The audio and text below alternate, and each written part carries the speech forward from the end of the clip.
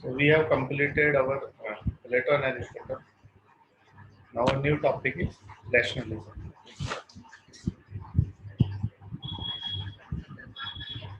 So in rationalism,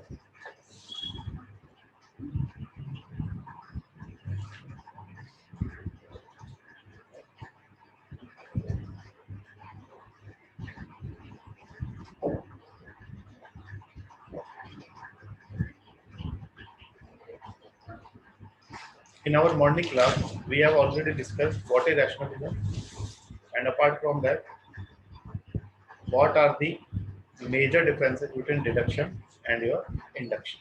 Okay. Deduction and induction.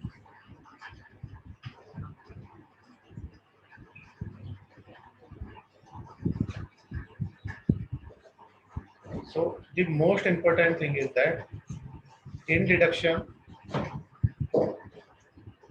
we have a priori statements where no need of experience.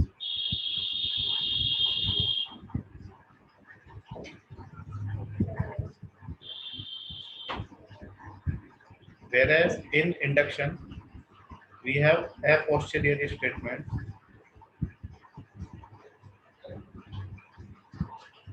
where we need help of experience.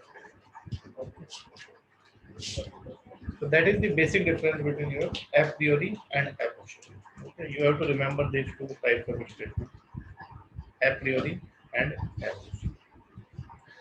Okay, so this was our general discussion regarding a priori, a posteriori, deduction, induction. Okay. Now let us start with first topic of Descartes, that is method of doubt. Okay. The first topic is method of doubt.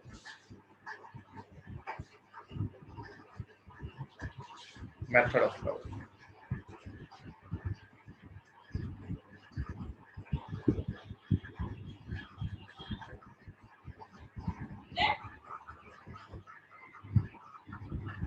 Method of doubt. So Descartes has created doubt on each and everything. Okay. Method of doubt means create doubt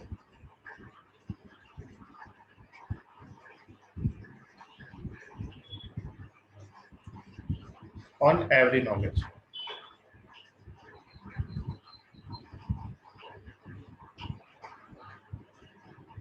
Create doubt on every knowledge. Okay. So basically, he has created doubt on every knowledge, but he has not created doubt on three things: soul, God, and world.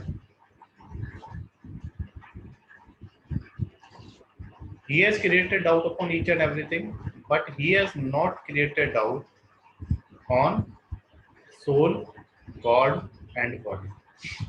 So these three things on which he has not created doubt, they are known as self-evident truths.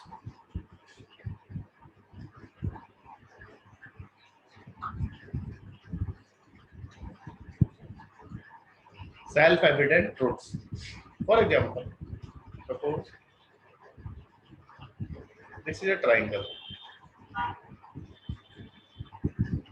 Now triangle has three sides, we know. And the sum of angles is 180 degree. Okay. अब ये हमें पता होता है triangle के बारे में, इस पे हम कोई डाउट क्रिएट नहीं करते, हमें पता है ट्राइंगल में 180 डिग्री होगा और थ्री साइड्स। इनके बेसिस पे हम कोई भी थ्योरम डिड्यूस कर सकते हैं। तो किसी भी चीज को जब हम मान के चलते हैं पहले, जैसे आपकी हाइपोटेन्यूस वाली, ठीक है, पाइथागोरस थ्योरम है आपकी, ये आपका हाइपोटेन्यूस है, बेस है, ये परपेंडिकुलर है। तो पाइथागोरस थ्योरम कहती है h स्क्वायर हाइपोटेन्यूस का स्क्वायर इक्वल टू परपेंडिकुलर का स्क्वायर प्लस बेस का स्क्वायर। हम इस थ्योरम को ये मान के चलते हैं, ठीक है, क्योंकि ये हमने पहले ही प्रूव की हुई है। अब इसके बेसिस पे हम क्वेश्चन सॉल्व करते हैं जो भी। तो ये जो पहले से आप मानते हो जिसको उस पर डाउट क्रिएट नहीं करते, दैट इज सेल्फ एविडेंट। जिसको आप पहले से मान के चलते हो कि हाँ ये ट्रू है, और उस सेल्फ एविडेंट ट्रूथ के बेसिस पे, उस सेल्फ एविडेंट ट्रूथ के बेसिस पे आप बाकी चीजें प्रूव करते हो, इस पे आप डाउट नहीं करते। तो मैथमेटिक्स में भी आपने देखा है कि कितनी सारी हमारी सेल्फ एविडेंट ट्रूथ होते हैं जिन्हें एक्सियोम्स कहते हैं।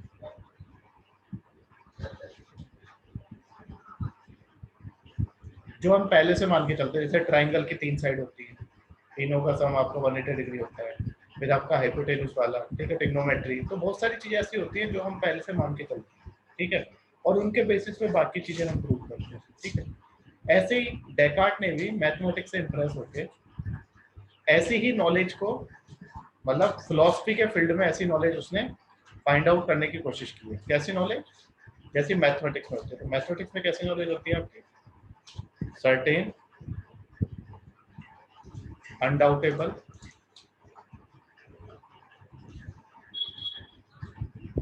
नेसेसरी,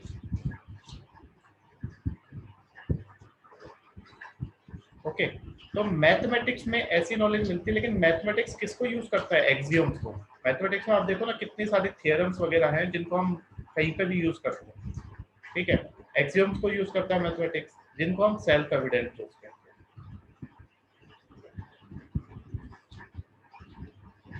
तो मैथमेटिक्स भी एक्सियोम्स या सेल्फ एविडेंट ट्रूथ्स पे बेस्ड है, जिनको हम प्रूव नहीं करते हैं, उनको हम पहले से मान के चलते हैं।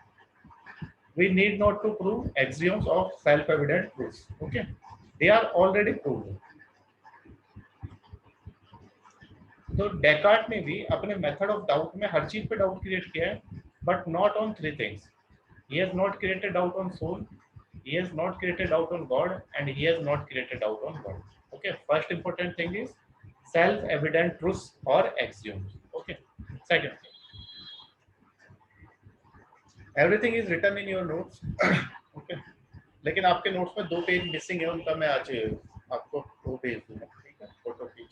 41 के बाद आपका जो नोट्स है ना, जो प्रिंट आपके वो हैं, उसके 41 के बाद शायद आपके में डायरेक्ट 44 पेज, तो 42 and 43 are missing. So basically, second thing, first thing is self-evident truths, self-evident truths or axioms.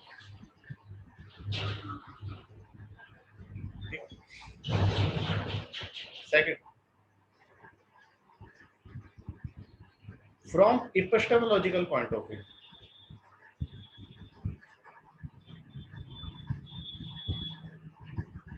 epistemological point of view, first of all, soul is there. सबसे पहले सोल एग्जिस्ट करती है एपिस्टेमोलॉजिकल पॉइंट ऑफ व्यू। क्यों? क्योंकि knowledge gain करने के लिए आपको क्या चाहिए? सोल चाहिए। सोल ही तो इंपॉर्टेंट है। Soul finds the knowledge. After soul God exist. Epistemological point of view, first is soul, then God, and after that you have your world. But if we see from metaphysical point of view,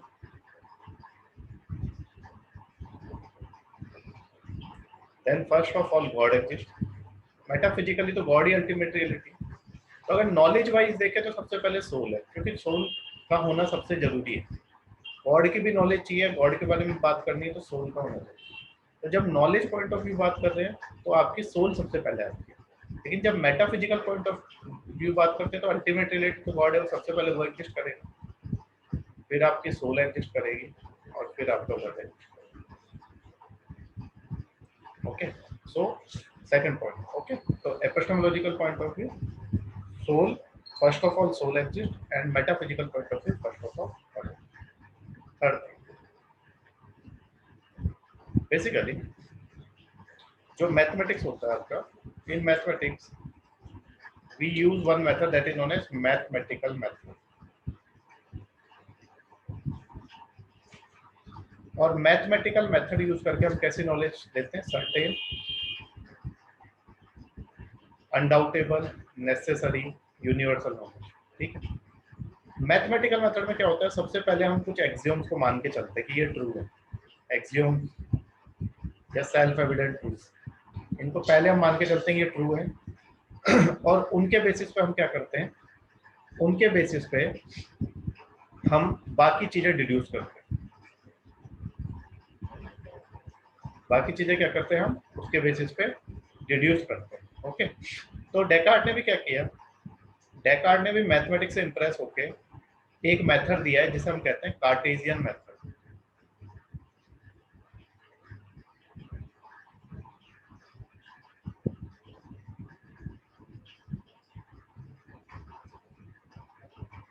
जिसे हम कहते हैं Cartesian method और Descartian method.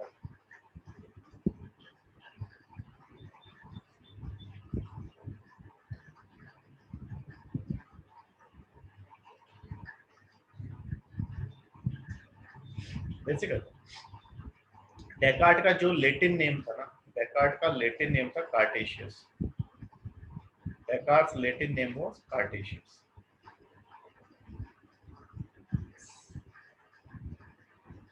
इसलिए उसके method को Cartesian method भी कहते हैं। ठीक है, कई बार पेपर में वो ऐसे लिख देता है कि right a short note on Cartesian method, तो अब आप कंफ्यूज नहीं हो जाओ कि कार्टेशियन मेथड करने पड़ेंगे।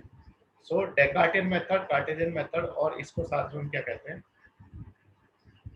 मेथड ऑफ डाउट भी कहते हैं।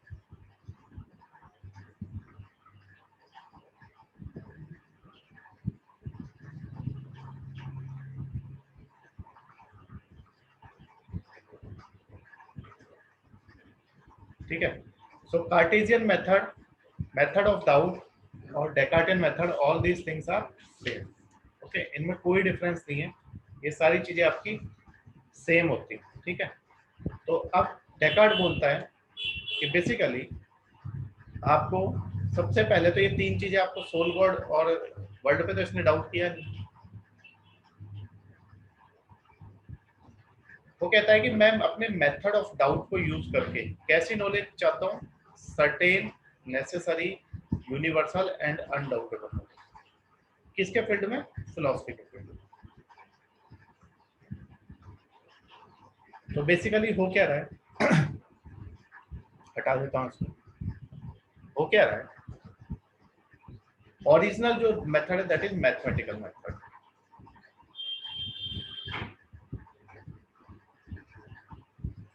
मैथमेटिकल मेथड में क्या मानते हैं, एक्सियोम्स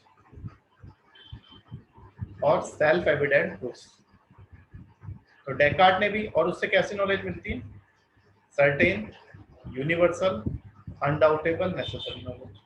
ठीक है, तो डेकार्ट ने भी क्या किया, डेकार्ट ने इस मैथमेटिकल मेथड से इंप्रेस होकर, क्योंकि वो रेशनलिस्ट है and rationalist are impressed by mathematics, तो उसने अपना मेथड दिया जिसे कहते हैं कार्टेशियन मेथड या डेकार्टियन मेथड या मेथड ऑफ डाउट। और उसमें भी उसने कुछ एक्सियोम्स माने, वो तो मानने पड़ेंगे ना, सिमिलर है दोनों मेथड। तो वो एक्सियोम्स क्या माने, उसने सोल पे डाउट नहीं किया है, उसने गॉड पे डाउट नहीं किया है, और उसने वर्ल्ड पे डाउट नहीं किया है। ठीक है, उसके बाद उसने इनके अलावा बाकी चीजों पे मेथड ऑफ उसके ये सब मान के उसने क्या किया, अपना मेथड ऑफ डाउट यूज करके ही डाउटेड ऑन एवरीथिंग।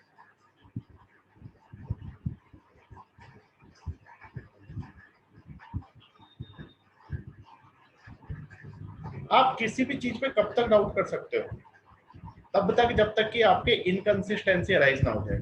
एक ऐसा समय तो आएगा ना जब आप उस पर डाउट नहीं कर सकते। जिस दिन इनकंसिस्टेंसी अराइज हो गई, जैसे मान लो आप किसी पे कोई आपको लगता है कि फेथफुल नहीं है कोई, ठीक है, अब फेथफुल नहीं है तो आप उस पर डाउट करोगे। ठीक है, आप उसके पीछे डिटेक्टिव लगाओगे। एक साल बाद, 2 साल बाद तक आपको कोई कुछ ऐसा प्रूफ नहीं मिला कि जिससे आपको पता चले कि फेथफुल नहीं है, तो आप क्या उससे क्या डिड्यूस करोगे कि ही इज और she is faithful. For example, आप फिलोसफी पढ़ रहे हो अभी,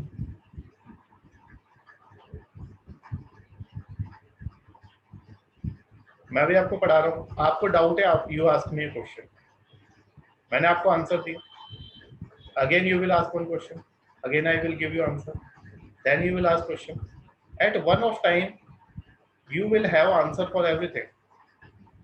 You want to be able to doubt further. तो जब फर्दर डाउट पॉसिबल नहीं होगा तो आप क्या बोलोगे कि जो आपकी नॉलेज है वो कैसी है, certain, necessary, universal, undoubted. Okay, so basically, method of doubt says that you have to doubt upon each and everything.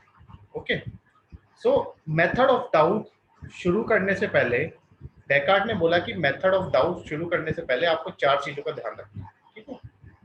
तो वो देखते हैं। डेकार्ट ने मेथड ऑफ डाउट अपना इन्वेंट किया।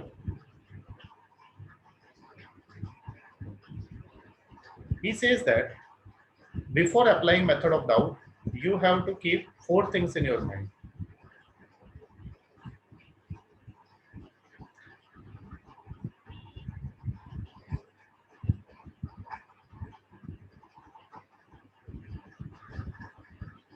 इसके बारे में इसने एक बुक में लिखा है, ठीक है। इसकी एक बुक है, जरूरत नहीं है नाम याद करने की। वो पहले प्रीलिम्स में पूछते थे, डिस्कोर्स फ्रॉम मैथड। ओके, तो इसने बुक में लिखा है कि कैसे ये मेथड ऑफ डाउट अप्लाई करने से पहले आपको ये 4 चीजों का ध्यान रखना। तो वो 4 चीजें क्या हैं आपकी? देखो, सिंपल है। आपको पेपर में जब मेथड ऑफ डाउट पूछेगा, you have to write down this 4। पहली चीज क्या है? कोई भी चीज आप तब तक एक्सेप्ट नहीं करो, नॉट टू एक्सेप्ट एनीथिंग। देखो, ये आप अपनी लाइफ में भी थोड़ा सा ध्यान रखो, ऐसा ही करना है, not to accept anything unless it becomes. कोई भी चीज तब तक एक्सेप्ट नहीं करनी है आपको जब तक कि वो आपको ऐसा ना लगे कि क्लियरली और डिस्टिंक्टली ट्रू है।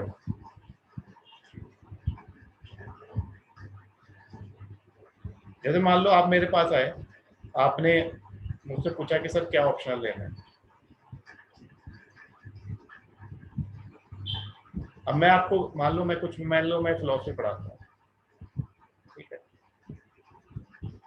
और आपका कोई आप लेना चाहते हो जो आपका बैकग्राउंड है, मान लो हिस्ट्री का है, आप हिस्ट्री लेना चाहते हो, लेकिन आप मेरे पास आए, मैंने आपको बोला कि आप फिलोसफी रख लो। अच्छा, आपने बोला सर मेरे को हिस्ट्री रखना है, फिर भी मैंने आपको बोला नहीं फिलोसफी रख लो, और आपका ब्रेन वॉश कर दिया।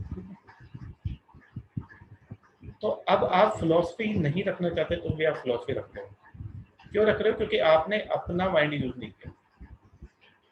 इसलिए मैं बच्चे जब भी मेरे पास आते हैं कुछ भी पूछने, मैं उनको बोलता हूँ कि आप अपने हिसाब से पहले सब जगह की वर्कशॉप अटेंड करो, फिर आप देखो कि आपके लिए क्या सही है, क्योंकि सबसे इंपॉर्टेंट होता है इंटरेस्ट। अगर आपका इंटरेस्ट है तो आप फिर कोई लेंदी होगा ऑप्शन वो भी तैयार हो जाएगा, और अगर आपका इंटरेस्ट नहीं है तो जो छोटा ऑप्शन है वो भी तैयार होगा। तो सबसे पहले तो किसी भी चीज को तब तक एक्सेप्ट नहीं करना है जब तक वो क्लियरली और डिस्टिंक्टली क्या ना हो, ट्रू ना हो, ठीक है। सो नॉट टू एक्सेप्ट, ये लिख लेना आप अपने उसमें नोटबुक में लिख लो, ठीक है। दीज 4 प्रिंसिपल्स आर, ये मिसिंग है पेज आपके में से, ठीक है। This page is missing in your notes, तो you can write first point. सुनाई दे रहा है ना भाई सबको? हाँ, am I Audible?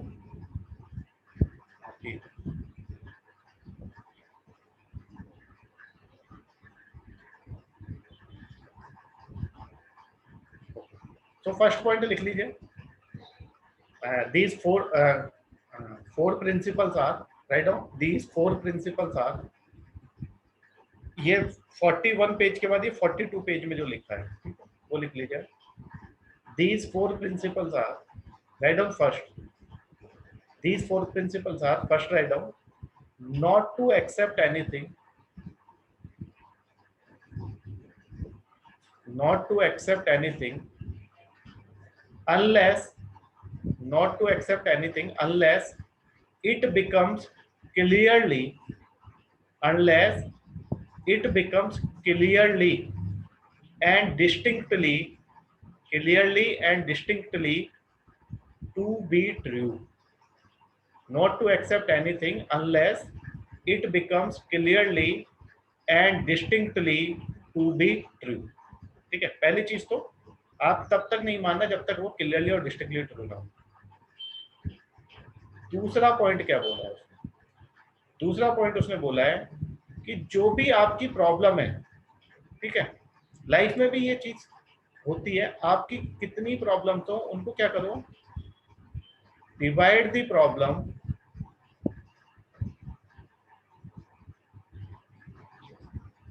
into as many simplest parts as possible.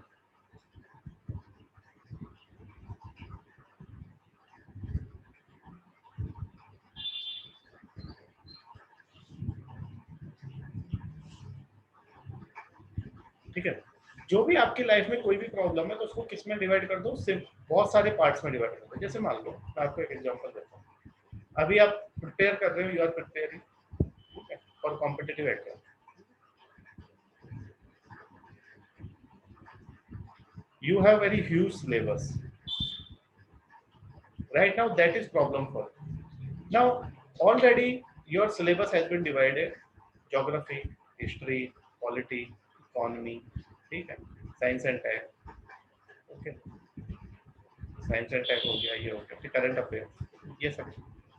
अब क्या है, मान लो पॉलिटी है, अब पॉलिटी अपने आप में एक पूरा सब्जेक्ट है, तो पॉलिटी को क्या है, आप उसके भी चैप्टर्स को डिवाइड करो, ठीक है। जो सबसे सिंपल है, जो आपको लगता है कि ये सबसे सिंपल है, उससे आप शुरू करो, क्योंकि जब आपको कुछ आता होगा शुरू में तो आपका कॉन्फिडेंस धीरे धीरे बढ़ता जाएगा। अगर आपकी लाइफ में 10 प्रॉब्लम, ठीक है, उन 10 प्रॉब्लम को अरेंज कर दो सबसे छोटी से लेकर सबसे बड़ी तक। अब आपने पहली सॉल्व कर ली, दूसरी सॉल्व कर ली, तीसरी सॉल्व कर ली, जो सबसे सिंपल है उससे शुरू करो। आपको पता चलेगा कि ये 4 प्रॉब्लम ही सॉल्व हो सकती है, 6 तो सॉल्व ही नहीं हो सकती क्योंकि अपने बस में नहीं है, तो बस उनको छोड़ दो। अगर आप इन सब के बारे में सिर्फ सोचते रहोगे तो ये जो सॉल्व होने वाली ये भी सॉल्व नहीं कर पाओगे। तो बेसिकली लाइफ में भी जो डेकार्ड का कहना है वो यही कहना है, बिल्कुल सही कहना है उसका, कि सबसे पहले किससे शुरू करो, सिंपल से। इवन जो मैथमेटिक्स के कॉम्प्लेक्स आपके क्वेश्चंस होते हैं, भले से वो आपके किसी भी सब्जेक्ट के क्वेश्चन में सबसे टफ होते हैं, लॉग वाले क्वेश्चन, तो हम क्या करते थे, सबसे पहले आप उसका सबसे कमजोर कड़ी को पकड़ो, जो सिंपलेस्ट है। अगर आपने सिंपलेस्ट चीज को आपने एक बार समझ लिया तो फिर अपने आप धीरे धीरे सारी चीजें आपके सॉल्व होती है, ओके। क्योंकि आप पहली सीढ़ी चढ़ोगे, आप सीढ़ी चढ़ते हो तो ऐसा तो है नहीं पहले डायरेक्ट यहाँ से रूफ पे जंप कर जाते हो, एक एक सीढ़ी करके चढ़ते हो, तभी तो आप मंजिल पे पहुंचते हो। तो यहाँ पे भी ऐसा ही है, आप एक एक प्रॉब्लम को सॉल्व करते हैं। फिर क्या कहता है वो, सेकंड पॉइंट लिख लो, ये divide the problem into as many as simplest parts as possible. तीसरा वो क्या कहता है कि आपको शुरू करना है किससे, सिंपलेस्ट से, ठीक है। तीसरी बात क्या कह रहा है,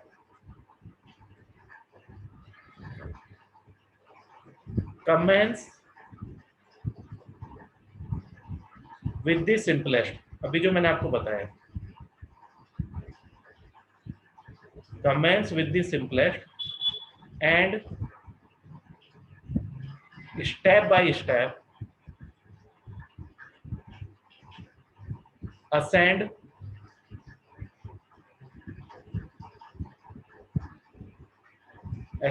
to complex one, ठीक है। तो सिंपल से शुरू करो, सिंपलेस्ट से, मैंने बोला अभी, commence with the simplest and step by step ascend to the complex one, ठीक है। ये आपके 3 स्टेप हो गए। सबसे पहला, किसी भी चीज को तभी मानो जब आपको लगता है कि हाँ भाई ये क्लियरली और डिस्टिंक्टली ट्रू है। दूसरा, कोई भी प्रॉब्लम है उसको डिवाइड कर दो छोटे छोटे पार्टों में, सबसे सिंपल से आप शुरू करो और सिंपल से शुरू करते करते कॉम्प्लेक्स की तरफ बढ़ते हो, okay. Now last point is, fourth point. Fourth point इसका कहने का मतलब यह है कि कोई भी काम है करो ना तो इस तरीके से करो जैसे आप किसी प्रॉब्लम को सॉल्व करने बैठो, तो उस प्रॉब्लम को इस तरीके से सॉल्व करो कि आगे वो प्रॉब्लम वापस ना आए। मतलब कोई भी काम कर रहे हो तो इस तरीके से करो जैसे आपका नॉलेज भी है, डाउट भी कर रहे हो तो डाउट तब तक करते रहो जब तक आपको नॉलेज अनडाउटेबल नहीं मिल जाए। ऐसा नहीं कि बीच में छोड़ दी। तो आप कोई भी काम करो तो इस तरह से करो कि परफेक्ट हो। Make the enumeration so complete as to ensure that nothing is omitted.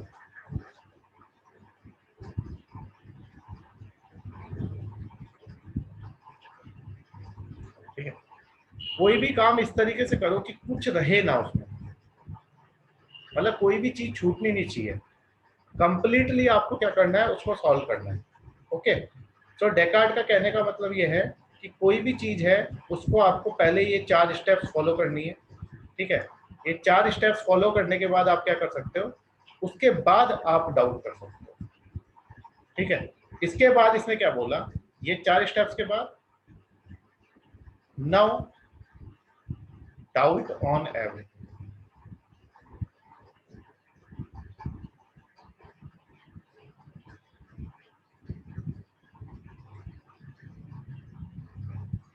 अब आप हर किसी चीज पे क्या कर सकते हो, you can doubt upon each and everything. ये भी आप लिख लेना, you after following these 4 steps you can doubt on each and everything till the inconsistency arises।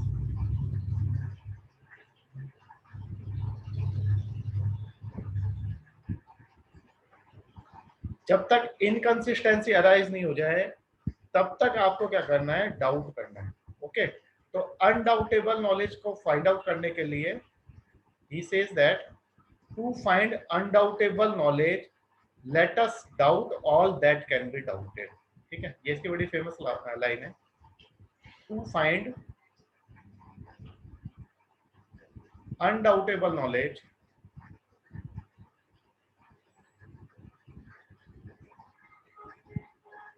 let us doubt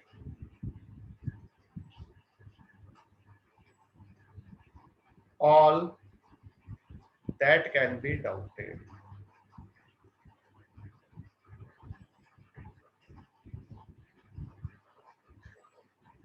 ठीक है, तो बेसिकली अब आपको डाउट करना है हर चीज पे। ठीक है, डेकार्ट के हिसाब से you can doubt upon each and everything. अब हम किस किस चीज पे डाउट कर सकते हैं, ठीक है, हर चीज पे आप डाउट करोगे।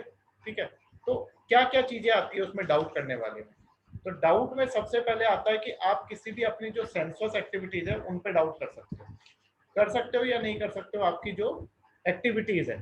फॉर एग्जाम्पल आप किस किस पे डाउट कर सकते हो,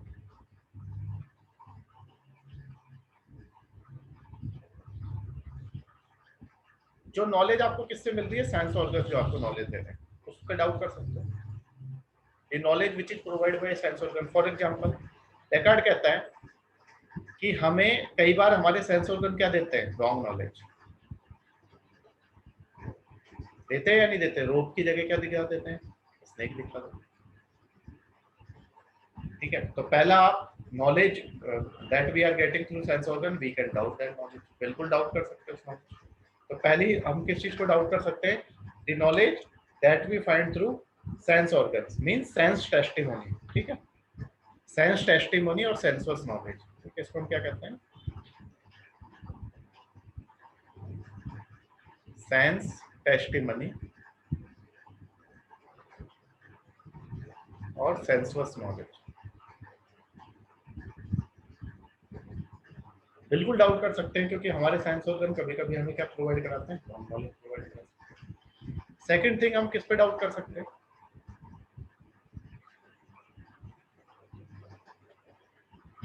ठीक है, we can doubt upon our physical activity.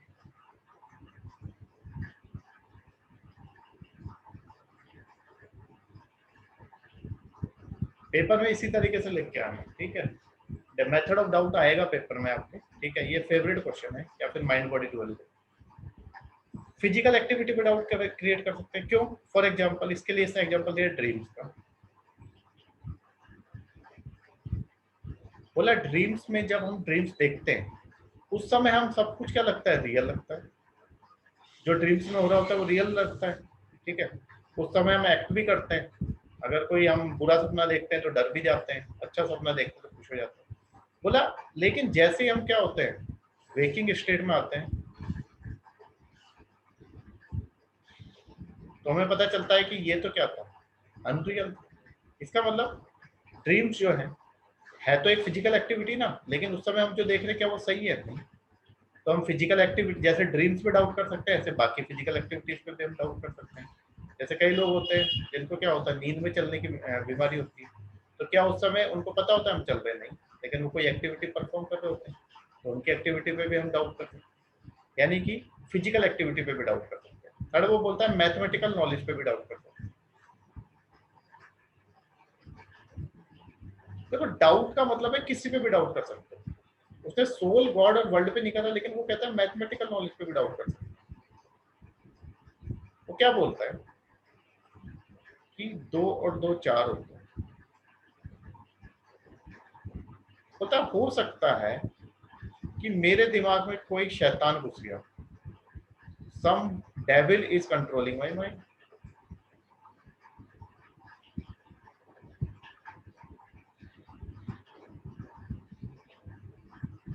Some devil is controlling my mind, and because of that I am getting 2 + 2 = 4, जबकि हो सकता है कि 2 और 2 5 होते हैं।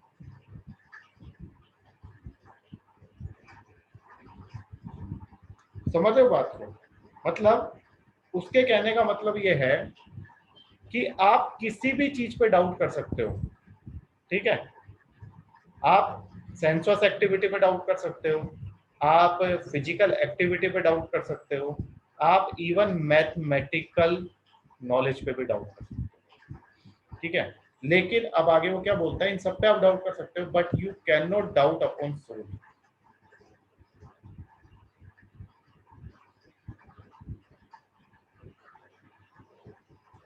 You cannot doubt upon your soul. Why you cannot doubt upon your soul? For that he has given some arguments. ठीक है, वो आपके पेपर का पार्ट बनाते हैं आर्ग्यूमेंट, तो वो आर्ग्यूमेंट्स देख लेते हैं। ओके, तो क्या बोलता है, why you cannot doubt upon your soul। ठीक है, ये पेपर में क्वेश्चन आता है, why Descartes has not created doubt upon soul। जब सब चीजों पे डाउट क्रिएट किया है, तो उसने सोल पे डाउट क्रिएट क्यों नहीं किया? ठीक है, तो सोल पे डाउट क्रिएट क्यों नहीं किया है, उसका रीजन ये है कि वो क्या बोलता है। देखो वो भी क्या बोलता है, मैं भी बोलता हूँ, आप समझो। Doubting is a conscious process. Doubting is a conscious process. Doubt करना कैसा है, it is a conscious process.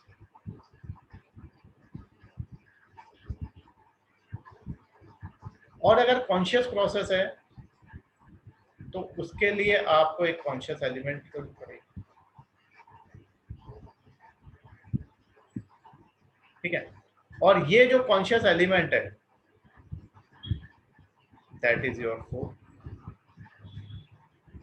Okay, देखो सीधी सी बात है, आपको कुछ भी डाउट करना है तो डाउट करने के लिए आपको एक conscious process, doubting is a conscious process.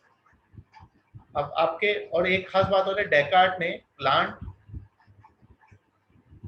Animal,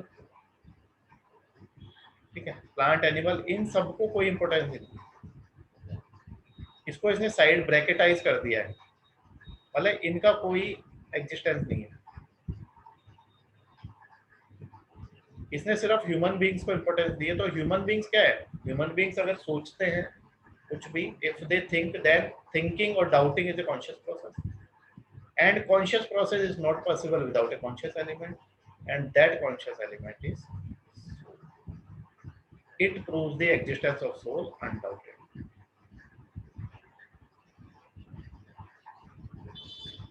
अब वो बोलता है कि इसको इसने किस तरीके से बोला है, कोजिटो अर्गो सम। सोल की एग्जिस्टेंस को क्या बोलता है वो, कोजिटो अर्गो सम। ये भी बड़ा फेमस क्वेश्चन है, write a short note on cogito ergo sum. ठीक है, इसका मतलब ये है, कोजिटो अर्गो सम का मतलब है आई थिंक, कोजिटो आई थिंक, अर्गो मीन्स है देयरफॉर, और इसका मतलब है आई एम। तो ओवरऑल मतलब हो गया आई थिंक देयरफॉर आई एम। तो डेकार्ट कहता है कि मैं सोचता हूँ, आई थिंक, तो यहाँ पे आई थिंक, ये आई क्या दिखा रहा है आपका? सोल। बोला सोचने के लिए हमेशा आपको कॉन्शियस एलिमेंट की जरूरत होती है। अब अगर मैं सोच रहा हूँ, तो सोच रहा हूँ तो इसका मतलब मेरा क्या है? Therefore I am, I am, I am shows existence, it means soul exist. वो बोलता है अगर मैं कहूं कि I think but I don't have existence,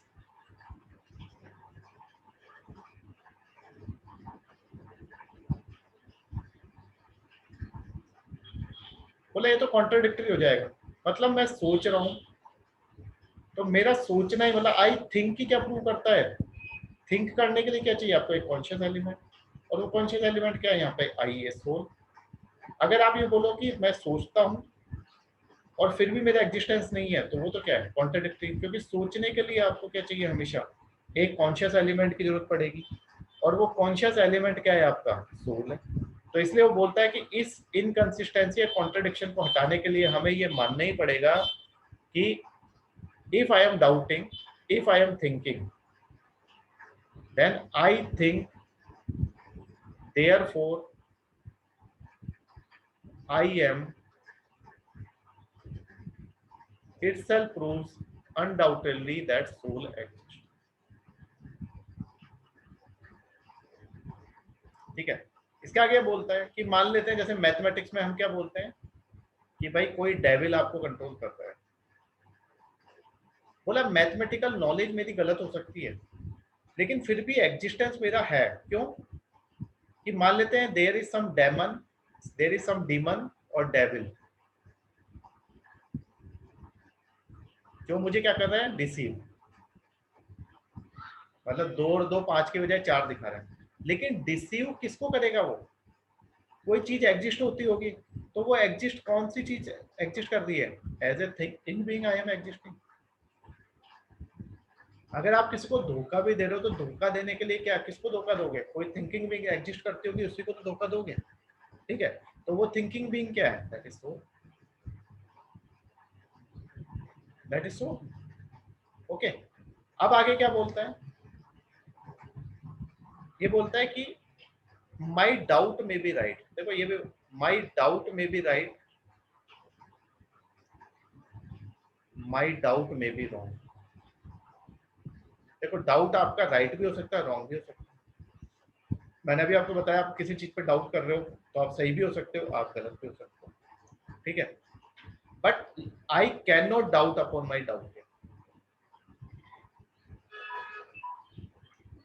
my doubt may be right, my doubt may be wrong. ठीक है, बिल्कुल सही बात है। मेरा डाउट सही भी हो सकता है, मेरा डाउट गलत भी हो सकता है, लेकिन क्या आप ये डाउट कर सकते हो कि आप डाउट नहीं कर रहे हो? डाउट तो आप कर ही रहे हो, भले से वो डाउट आपका सही भी है और आपका गलत भी है, but I can not doubt upon my doubt. और अगर आप बात को समझो, ठीक है, आप चाहो तो लिख लो, इस लाइन को लिख लो पहले, फिर समझ आएगा। माई डाउट में बी राइट और माई doubt may be wrong. My doubt may be right और माई doubt may be wrong, but I cannot doubt upon my doubting. My doubt may be right or my doubt may be wrong, but I cannot doubt upon my doubting. Full stop. If I will doubt upon my doubting, if I will doubt upon my doubting, then again my existence is proved. If I doubt upon my doubting, then again my existence is proved. Then again my existence is proved. देखो doubt मेरा सही भी हो सकता है, गलत भी हो सकता है। बिल्कुल सही है, my doubt may be right, my doubt may be, but I can not doubt that I am doubting. इस पे तो हम डाउट नहीं कर सकते ना कि मैं डाउट कर रहा हूँ। ठीक है, और अगर आप इस पे डाउट करते हो, that I am doubting, then again my existence is prove. My existence में सोल। क्यों? क्योंकि डाउट के लिए आपको हमेशा क्या चाहिए, एक आपको क्या चाहिए, कॉन्शियस है। आपका डाउट सही भी होता है, हो सकता है आपका डाउट गलत भी हो सकता है, but you can not doubt that I am doubting. और अगर आप मेरे डाउट पे भी डाउट कर रहे हो तो भी मेरा सोल तो प्रूव हो ही रहा है, क्योंकि डाउट करने के लिए आपको हमेशा किसकी जरूरत पड़ेगी, कॉन्शियस एलिमेंट की। और वो कॉन्शियस एलिमेंट क्या है, आपका सोल। ओके, तो in this way Descartes has basically Descartes has proved the existence of soul. तो उसने बोला कि आप सोल पे डाउट नहीं कर सकते भाई, सोल एग्जिस्ट करती है अनडाउटेड। तो इसलिए सबसे पहला जो उसने सेल्फ एविडेंट ट्रुथ माना है या एक्सियम माना है, that is okay. So this is very important. Why Descartes has not created doubt upon soul? Why? Because doubting is a conscious process. Okay, and conscious process always requires conscious element, and this conscious element is soul. I think, therefore I am itself proves the existence of soul. Okay, so soul exists undoubtedly. First point. Second, Descartes का जो doubt है, अब आपको लग रहा होगा या कि ये तो साइकोलॉजिकल है। साइकोलॉजिकल मतलब ऐसे ही दिमाग का फितूर, लेकिन ऐसा नहीं है। साइकोलॉजिकल तब होता है जब वो उसका डाउट सिर्फ उसका जो मेथड है सिर्फ वो उसके लिए एप्लीकेबल होता है, ऐसा नहीं है। ठीक है, साइकोलॉजिकल सिर्फ उनके उनके बारे में, चीजों के बारे में बोला जा सकता है जो सिर्फ आपकी एक्सपीरियंस्ड होती है। ठीक है, लेकिन यहाँ पे ऐसा नहीं है। इसलिए साइकोलॉजिकल ऐसा नहीं है कि ये कुछ इसके दिमाग का फितूर है। इसका जो डाउट है that is logical, it is not psychological. Psychological हम क्या बोलते हैं, तुम्हारे दिमाग का फितूर है, तुम फालतू की बातें करो, ऐसा नहीं। लॉजिकल है। Why it is logical? क्योंकि इसके बेसिस पे, इस मेथड के बेसिस पे ये क्या करना चाह रहा है, ये सर्टेन अनडाउटेबल नेसेसरी और यूनिवर्सल नॉलेज को क्या करना है, एस्टेब्लिश करना चाहता है। मतलब इसका जो एम है ना, वो एम क्या है, मैथमेटिकल नॉलेज, मैथमेटिक्स जैसी नॉलेज फाइंड आउट करने की। तो ये साइकोलॉजिकल नहीं है। ठीक है, साइकोलॉजिकल क्या होता है, जब इसके दिमाग का सिर्फ फितूर होता है, उसका कोई बेसिस नहीं होता। लेकिन यहाँ पे क्या है, जो लॉजिकल कंक्लूजन है वो ये है कि he wanted to find out certain universal necessary knowledge in the field of philosophy, that's why he opted for method of. Is it clear? First is it is not psychological, but second point, it is not psychological, but it is logical. Okay. Third point is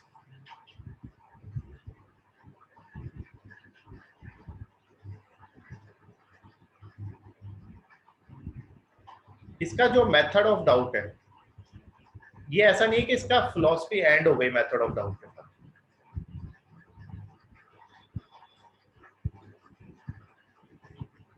it is not the end of philosophy. क्यों? क्योंकि method of doubt से तो क्या है, ये तो शुरुआत है, स्टार्टिंग पॉइंट।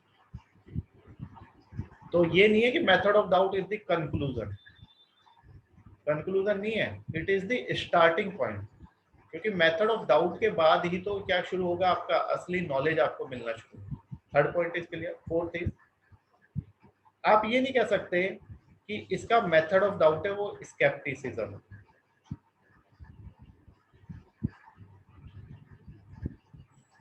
ठीक है, स्केप्टिसिज्म, और इसको हम एक तरीके से और लिखते हैं,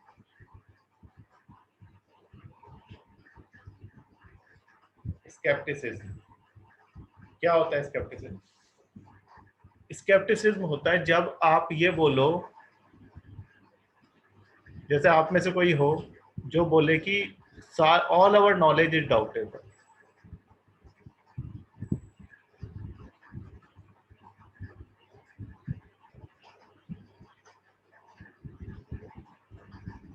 जैसे मान लो आप में से कोई है जो सब पे डाउट करता है,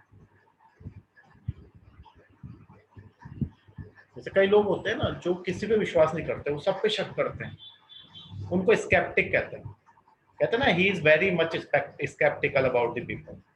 तो sceptical means when you doubt upon every person और doubt upon each and everything. तो scepticism is a theory which says that all our knowledge is doubtable.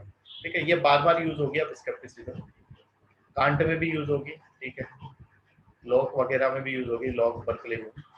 तो स्केप्टिसिज्म ये थियरी है, ठीक है, पेपर में आती है, आपके क्वेश्चन आते हैं। तो scepticism says that all our knowledge is doubtable. ठीक है, स्केप्टिसिज्म का कहने का मतलब है कि आपकी सारी की सारी जो नॉलेज है दैट इज डाउटेबल। लेकिन आप डेकार्ट को स्केप्टिक नहीं कह सकते। Descartes is not a sceptic. Why Descartes is not a sceptic? Because he has opted for method of doubt, but method of doubt opt करने का मतलब ये नहीं है उसने सब पे सारी नॉलेज को डाउटेबल माना है। उसने डाउट किया जरूर है, लेकिन क्यों डाउट किया है?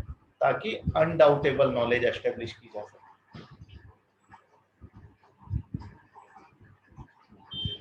ताकि अनडाउटेबल नॉलेज एस्टेब्लिश की जा सके। दूसरी बात,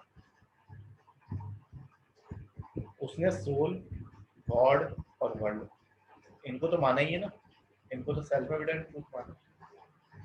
तो आप डेकार्ट को स्केप्टिक नहीं कह सकते। स्केप्टिक वो पर्सन होता है जो बेसिकली ये मानता है कि all our knowledge is doubtable. Okay, तो हम देखेंगे ह्यूम को। ह्यूम कुछ ऐसा ही है। ह्यूम पे यह आरोप लगाया जाता है, आरोप है, देखो ह्यूम भी स्केप्टिक नहीं है, लेकिन ह्यूम पे यह आरोप लगाया जाता है कि Hume is a sceptic person. क्यों स्केप्टिक है? क्योंकि ह्यूम ने गॉड, सोल, मैटर किसी को नहीं माना। चारवाक ने फिर भी मैटर को तो माना है, ह्यूम ने तो किसी को नहीं माना। ना ह्यूम ने इसको माना है, आपके सोल को, ना गॉड को माना है, ना किसी को माना। ठीक है, अब क्या है फिफ्थ पॉइंट,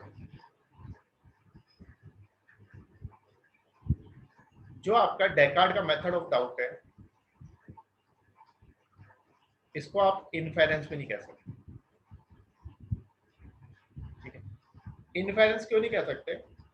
क्योंकि इनफेरेंस हमेशा किस पे डिपेंड करता है? प्रीमाइसेस पे। ठीक है, इनफेरेंस आपका किस पे डिपेंड करेगा? प्रीमाइसेस पे। फिर ये प्रीमाइसेस किसी और प्रीमाइसेस पे डिपेंड करेगी,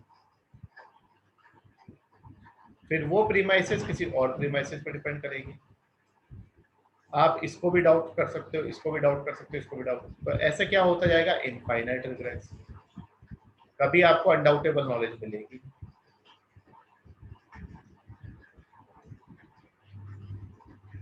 तो बेसिकली मेथड ऑफ डाउट को आप इनफेरेंस में नहीं कह सकते। ठीक है, ये मेथड ऑफ डाउट उसका अपना एक जिसे कहते हैं ना कि उसका एक नया खुद का न्यू इन्वेंशन है, जिसको ना आप इनफेरेंस कह सकते हो। स्केप्टिसिज्म वो है नहीं, साइकोलॉजिकल में नहीं, लॉजिकल है, क्योंकि उसका एम क्या है? Certain universal undoubtable knowledge find out करना। ठीक है, तो फाइनली डेकार्ट क्या कहता है कि जो मेरी सोल है उसको एक स्टेटमेंट प्रूव करता है, I think therefore I M.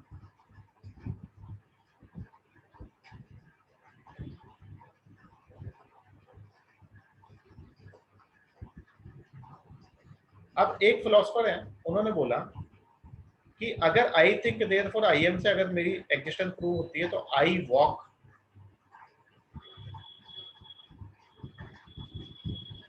Therefore I M. बोला फिर तो इससे भी प्रूव हो जाएगी। तो डेकार्ट बोलता है कि भाई वॉक और थिंक में डिफरेंस है। बोला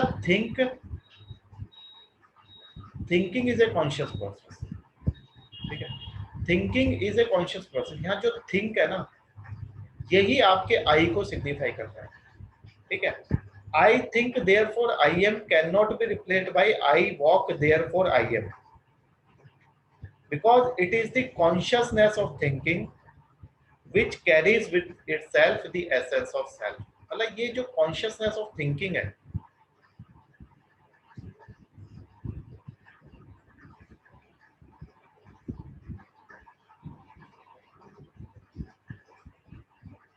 यही आपका सेल्फ को डिनोट करता है, थिंकिंग। क्योंकि आपको थिंक करने के लिए हर चीज, बोला वॉक, अगर आप वॉक भी कर रहे हो तो वॉक करने के लिए भी यू नीड टू थिंक। चलने के लिए भी तो आपको सोचना पड़ेगा ना, किधर चलना है, कैसे चलना है, चप्पल पहननी है, जूते पहनने हैं, ठीक है, सिर के बल चलना है, पैर के बल चलना है, तो उसके लिए भी तो आपको सोचना पड़ेगा। तो थिंक, अगर आपको चलना भी, even if you want to walk, you need to think. तो the think, thinking is important, that thinking denotes self.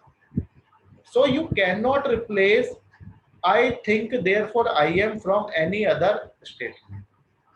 You cannot replace thinking from any other thing.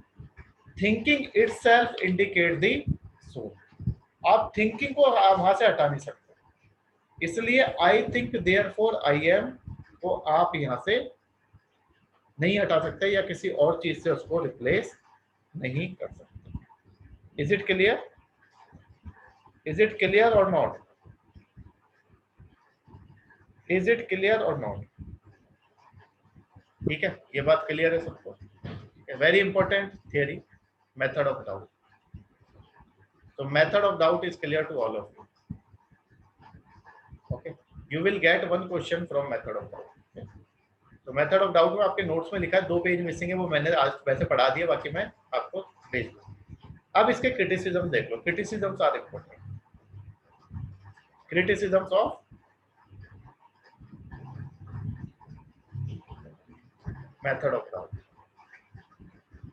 ठीक है। बेसिकली मेथड ऑफ डाउट के साथ आप soul भी तो है, ठीक है। मेथड ऑफ डाउट में इसने क्या प्रूव किया है, अल्टीमेटली सोल का एग्जिस्ट है। तो पहली चीज तो यह है, पहले जो इसका क्रिटिसिज्म किया है, ह्यूम एंड कांट।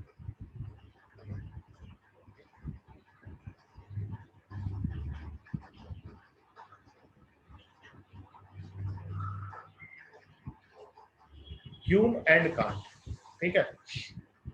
बेसिकली ये जो ह्यूम और कांट है, ठीक है, ह्यूम और कांट की खास बात यह है कि ये दोनों एक दूसरे के भी बहुत बड़े क्रिटिक है।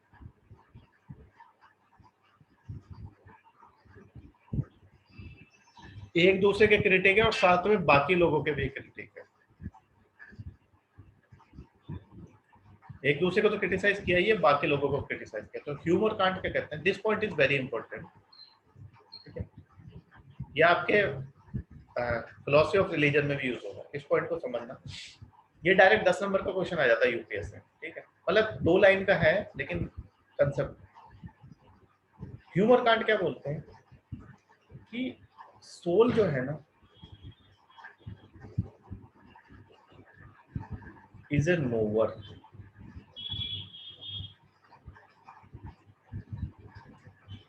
Soul is always a knower. और नोवर को आप कभी भी, नोवर को आप किसी भी तरीके से उसकी नॉलेज आपको नहीं मिल सकती। You can not find the knowledge of nowhere. क्यों? क्योंकि नोवर तो खुद नॉलेज फाइंड आउट करता है। अगर आप कहते हो कि हमें सोल की नॉलेज चाहिए, तो अगर आप सोल की नॉलेज मिलती है तो सोल विल बिकम नोएबल और ऑब्जेक्ट।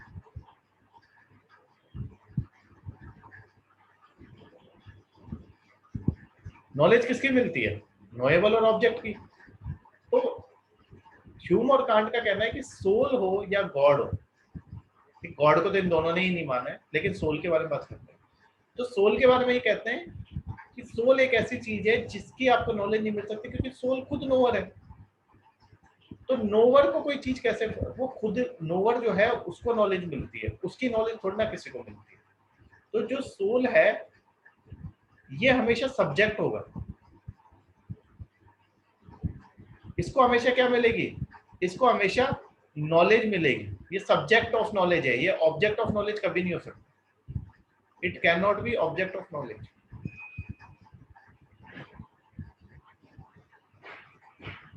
जो सोल है उसको उसको नॉलेज मिलती है हर चीज की। आपको सोल की नॉलेज कैसे मिल सकती है? जो खुद नोवर है वो कैसे नोएबल हो सकता है?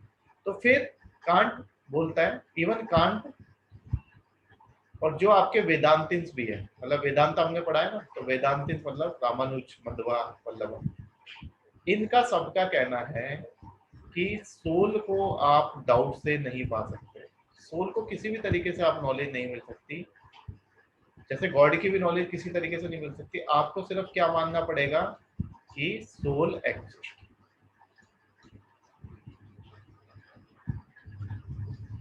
ये आपको मानना पड़ेगा, प्रूव नहीं कर सकते आप उसको। You have to accept this thing, ठीक है, that soul is expected to exist. आप ये नहीं कह सकते कि सोल को हम प्रूव करेंगे या सोल को हम देख के वो कर सकते हैं। सोल को आप नहीं, मतलब सोल की नॉलेज नहीं मिल सकती। क्यों नहीं मिल सकती? जैसे आपको ध्यान हो तो ब्रह्म में भी शंकर ने क्या बोला? Intuition, intuitive knowledge. क्योंकि सोल एक ऐसी कोई ऐसी चीज नहीं है जिसको आप देख सकते हो, बॉडी के अंदर है आपके, आपको पता नहीं क्या है कैसी, तो उसको सिर्फ आप बोल सकते हो कि हाँ it exist, but you can not find the knowledge of soul. जैसे हवा है, हवा को हम देख नहीं सकते लेकिन फील करते हैं, ठीक है, तो ऐसे ही सोल है। So according to Hume and Kant it is not possible to find the knowledge of soul, it is only expected to exist. So first point is clear. Soul is a knower, and if we try to find out the knowledge of soul, then it will become knowable or object of knowledge. And when it become knowable or object of knowledge, then it will become finite. It will become non-eternal. It will become limited. Okay. So first point is very important. How they have reacted to the concept of soul of Descartes. पहला point clear है, ये बार बार आएगा, ये criticism बहुत जगह पे आएगा, ठीक है, तो ये आपको क्लियर होना चाहिए। इसमें किसी को कोई डाउट है तो आप पूछ सकते हो, ठीक है। सेकंड पॉइंट, सेकंड,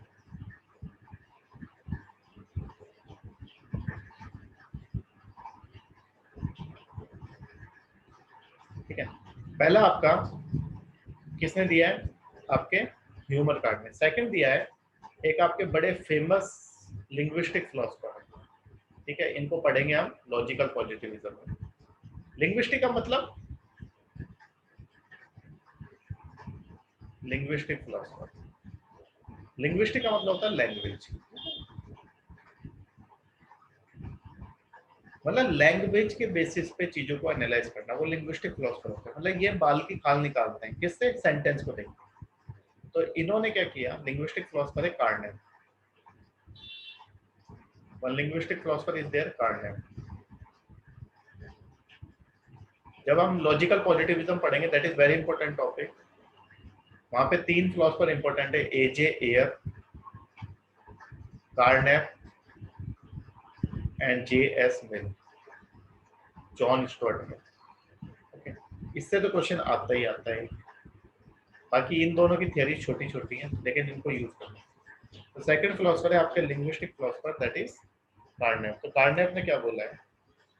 ये कार्नेव बार बार आएगा, ठीक है, बहुत ज्यादा जगह पे आएगा। बोलता है जो डेकार्ड का स्टेटमेंट है, आई थिंक देयरफॉर आई है, आई थिंक देयरफॉर आई है।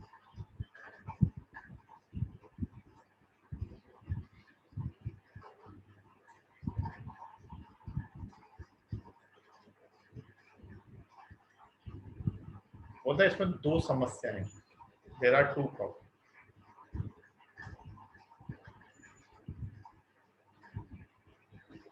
कौन कौन सी दो प्रॉब्लम है? पहली, जो यहाँ पे एम यूज हो रहा है, वो डेकार्ड ने किस सेंस में यूज किया है? एग्जिस्टेंशियल सेंस में।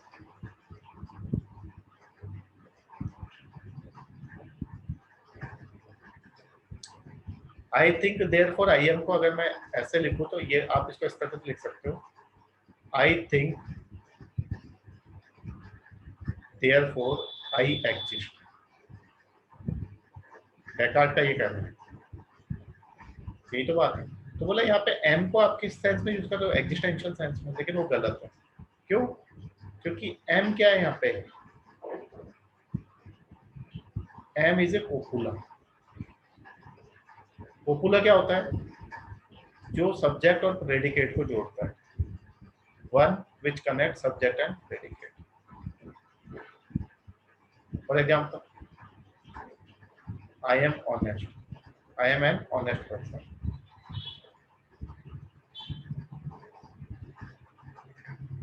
Here I am is connecting subject and predicate. I am tall. बोला एम हमेशा आपके सब्जेक्ट और प्रेडिकेट को जोड़ता है, तो यहाँ पे उसने इस एम को एग्जिस्टेंशियल सेंस में यूज किया, जो गलत है, क्योंकि एम हमेशा क्या होगा, कोपुला, और कोपुला किसको कनेक्ट करेगा, सब्जेक्ट और प्रेडिकेट को। Second thing, first first point is this one. Second, बोला आपने एम को बिना प्रेडिकेट के यूज किया है, हमेशा आपका आई एम, बोला इसके बाद भी तो आना चाहिए ना कुछ, यहाँ पे क्या होना चाहिए, प्रेडिकेट आना चाहिए, लेकिन आपने क्या किया, आई थिंक देयरफॉर आई एम, उसके आगे आपने कुछ यूज ही नहीं किया। So there are two problems. First is you have Descartes has used am in existential sense, which is wrong, because am is always used as a copula. Copula means to connect the subject and predicate. First thing. Second thing, am is used without any predicate, which is grammatically incorrect. Okay. So grammatically ये basically language को analysis कर रहा है ना, तो M पहली बात तो पॉपुला की तरह यूज होता है, लेकिन आपने एग्जिस्टेंशियल सेंस में यूज किया, which is incorrect. Second thing, am is used without any predicate, so it is grammatically incorrect. Okay, so दो क्रिटिसिज्म हो गए, अब आ जाओ तीसरे क्रिटिसिज्म।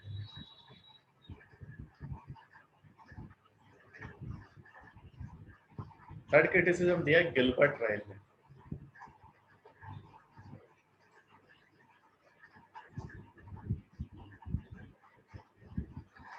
ठीक है, उसका कहना है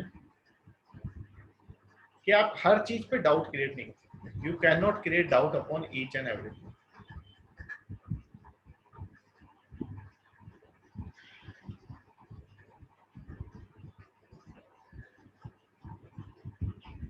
It means universal doubt is not possible.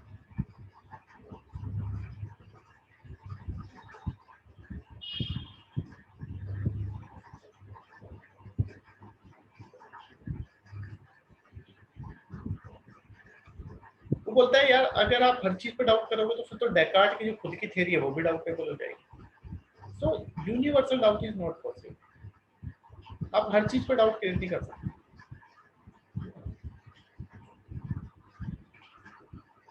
लेकिन अब इसने क्या है, इसको थोड़ा सा प्रॉब्लम ये है कि ये समझा नहीं, डेकार्ट ने यूनिवर्सल डाउट नहीं किया, डेकार्ट ने किसको माना है, सोल, गॉड और वर्ल्ड पे तो डाउट क्रिएट किया ना। बेसिकली होता क्या है, कई बार हमारे पास क्रिटिसाइज करने को कुछ नहीं होता, जैसे मान लो कोई पर्सन है काफी अच्छा है, उसमें अच्छा ही है, अच्छा ही है, हमें कोई बुराई उसमें नजर नहीं आ रही, तो हम क्या बोल देते हैं, अरे इससे कपड़े कैसे हैं, ठीक है, मतलब इलॉजिकल चीजें हम बोल देते हैं। लेकिन अब कपड़ों का क्या लेना है, ठीक है, मतलब वो तो इलॉजिकल हो गया ना, आप अच्छाइयाँ बुराइयों में कपड़े कहाँ से आ गए, ठीक है? तो ऐसे गिलबर्ट राइल, इसके पास कुछ था नहीं, तो इसने कहा चलो कोई तो क्रिटिसाइज, कुछ तो क्रिटिसाइज कर दूं, तो इसने बोला universal doubt is not possible, you can not create doubt upon each and everything. तो डेकार्ट, क्या है, डेकार्ट ने रिप्लाई नहीं किया, लेकिन मैं बता रहा हूँ डेकार्ट ने सब पे थोड़ी ना डाउट किया, और उसने ये थोड़ी ना बोला है कि डाउटफुल नॉलेज है, उसने डाउट करके अल्टीमेट एम क्या था उसका, अनडाउटेबल नॉलेज एस्टेब्लिश, ठीक है। तो उसने हर चीज पे डाउट नहीं किया, सोल पे नहीं किया, गॉड पे नहीं किया, वर्ल्ड पे नहीं किया, इन तीनों को तो उसने माना, ठीक है। Fourth criticism,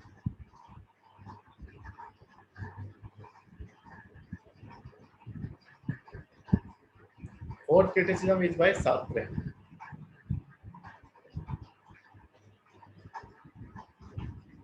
सार्त्रे is very famous philosopher, मैंने थोड़ा बहुत बताया था शायद आपको सार्त्रे के बारे में, ठीक है, सार्त्रे के बारे में बताया था, is very famous philosopher,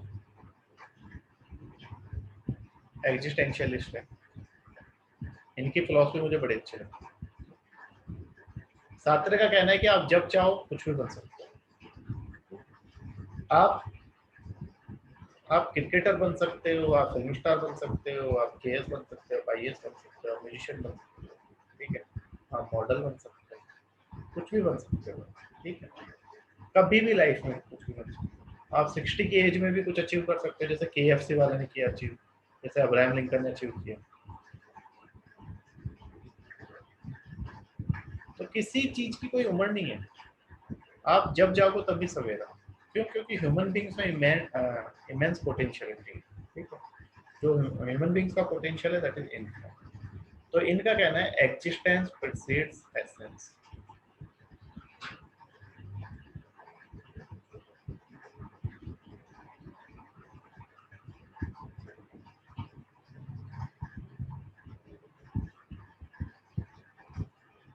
existence means सबसे पहले ह्यूमन बींग्स एग्जिस्ट करते हैं और उसके बाद वो डिसाइड करते हैं, सारा वर्ल्ड वगैरह वही उन्हीं के हिसाब से एग्जिस्ट करता है, ठीक है। तो ये कहते हैं कि आप सोल वगैरह की बात बात की बात है, उस पर डाउट आउट करने की जरूरत नहीं है, उसको सेल्फ एविडेंट प्रूफ मानने की कोई जरूरत नहीं, सिर्फ ह्यूमन बींग्स का एग्जिस्टेंस है इस वर्ल्ड में, ठीक है। गॉड शॉड ये कुछ मतलब नहीं है, ह्यूमन बींग्स एग्जिस्ट और फिर वो अपने हिसाब से डिसाइड करते हैं कि वर्ल्ड कैसा होगा, या वो अपने हिसाब से करते हैं कि क्या होगा, ठीक है। सो you can not doubt upon the existence of human beings, और ह्यूमन बींग्स एग्जिस्ट करते हैं तो उनके हिसाब से चीजें एग्जिस्ट करती है, आप उन पर भी डाउट नहीं कर सकते, ओके, उनके हिसाब से नॉलेज एग्जिस्ट करती है। तो सात्रे का कहना है एग्जिस्टेंस परसीव्स एसेंस। देखो सीधी सी बात है, सात्रे से पहले क्या माना जाता था? एसेंस।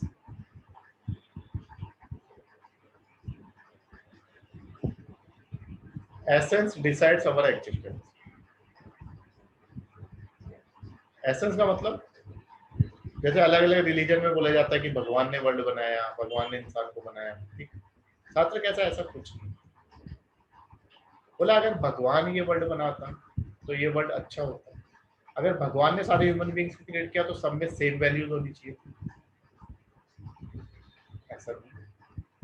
बोला अगर वैल्यू का सोर्स सेम है तो सब में सेम वैल्यूज होनी चाहिए, लेकिन हम पाते हैं कि हर ह्यूमन बींग में अलग अलग वैल्यूज है, हर ह्यूमन बींग अपनी अलग अलग तरीके से लाइफ जी रहे हैं। तो इसका मतलब इस दुनिया में सिर्फ एक ही चीज हमें दिखाई देती है जो खुद से सरवाइव कर रही है और खुद से सारी चीजें कर रही है और जो सारे काम वही कर रही है, सब कुछ वही बना रही है। बोला आप कार भी भगवान बना देता, अगर भगवान होता, कार भी इंसान बना रहा है, एसी भी इंसान बना रहा है, फिर बीमारी का इलाज भी इंसान ढूंढ रहा है, ठीक है। सब कुछ पहले अर्थक्वेक को माना जाता था कि भाई भगवान ने वो गए, बोला ऐसा कुछ नहीं है, सब साइंटिफिक। तो शास्त्र का कहना है कि सबसे पहले ह्यूमन बींग एग्जिस्ट करते हैं और वो कुछ भी कर सकते हैं, दे कैन डू एनीथिंग। उसने बोला है भगवान जैसी कोई चीज होती है, उसने बेसिकली वो निश्चय का फॉलोवर है। निश्चय क्या था? एक, एक निश्चय फिलोसफर, उन्होंने बोला है God is dead. God is dead का मतलब ये नहीं है कि वो गॉड को क्रिटिसाइज कर रहा है, वो कह रहा है अगर आप गॉड को साइड में कर दोगे तो क्या होगा, ह्यूमन बीइंग अपनी फेलियर्स के लिए गॉड को ब्लेम नहीं करेगा। अभी क्या है, अगर कुछ भी गलत हुआ भगवान तुमने मेरे साथ किया, कुछ भी होगा चले जाओगे मांगने, ठीक है। मतलब अगर वो नहीं होगा तो आपको पता है कि सब आपको करना है। जैसे आपके घर में नहीं होता कि आपका बड़ा भाई है, छोटा भाई है, कोई जिसका आप डिपेंडेंट हो, आपके सारे काम वही करता है। कभी उसकी नौकरी लग गई, वो बाहर चला गया, या बहन है आपकी शादी होकर चली गई, फिर आपको काम करने, आपको पता है अब तो वो है नहीं, तो आप अपने आप उठने लग जाओगे बिस्तर से, खाना भी बनाना सीख जाओगे, चाय भी बनाना सीख जाओगे, झाड़ू पोछा भी लगाना सीख जाओगे। तो बेसिकली शास्त्र का ये कहना है एग्जिस्टेंस परसीव्स एसेंस। और ह्यूमन बीइंग, उसका कहना है कि हर आदमी में इमेंस पोटेंशियल है, और आप खुद के सक्सेस फेलियर लाइफ में क्या बनोगे क्या नहीं बनोगे, you are solely responsible for that. You can not blame any other person और सर्कमस्टांसेस फॉर योर फेलियर। आपको कोई नहीं बोलता कि आप ये ऑप्शन रखो, आपको कोई नहीं बोलता कि आप केएस की तैयारी करो। आपका जो मन है आप वो कर सकते हो, आपका जो मन है वो आप बन सकते हो। आप इवन कुछ बन भी गए उसके बाद आपको लगता है मेरे लिए ये सही है, आप वापस से वहां से जा सकते हो, आप कभी भी कुछ भी कर सकते हो, ठीक है। तो दैट इज एक्सटेंसिव। ओके, सो आज के लिए इतना ही। बाकी बात ऐसे है कि मुझे जॉन्डिस हो गया है, तो ठीक होने में थोड़ा टाइम लगेगा। ठीक है, कल मैंने टेस्ट कराया था तो प्रॉब्लम आई है, तो हम कल क्लास तो नहीं